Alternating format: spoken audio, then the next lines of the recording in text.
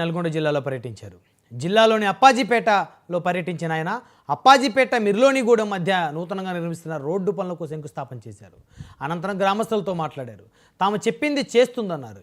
గ్రామాల అభివృద్ధికి కట్టుబడి ఉన్నామని కోమటిరెడ్డి వెంకటరెడ్డి వెల్లడించారు. రైతు సంక్షేమంలో భాగంగా రుణమాఫీ, రైతు భరోసా, రైతులకు మద్దతు ధర కల్పించామని స్పష్టం చేశారు.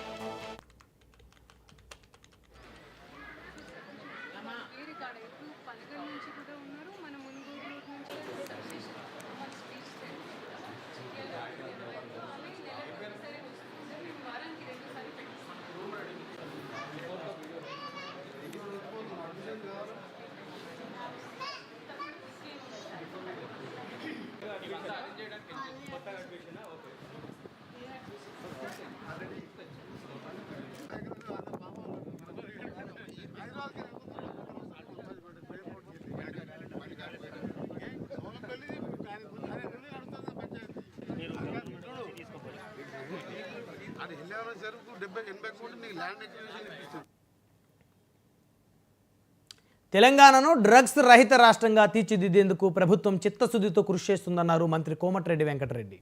నల్గొండ జిల్లా కేంద్రంలో విద్యార్థులు నిర్వహించిన డ్రగ్స్ రహిత ర్యాలీని ఆయన జెండా ఊపి ప్రారంభించారు.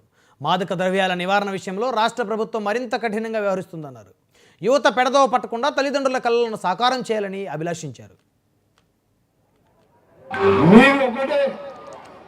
మీ లైఫ్ టర్నింగ్ పాయింట్ 20 years వరకు, గ్రాడ్యుయేషన్ అయ్యే వరకు ఎడ్యుకేషన్, స్పోర్ట్స్, ఫిట్నెస్ మీద కాన్సన్ట్రేషన్ చేస్తూ యోగా లాంటి కార్యక్రమాలు కూడా మీ పిల్లలు డిగ్రీ ఇంటర్మీడియట్ చదివే పిల్లలు ఆ కార్యక్రమాలు చేస్తూ మీరు కాన్సన్ట్రేషన్ అంతా కూడా దానిలోనే ఉండాలి.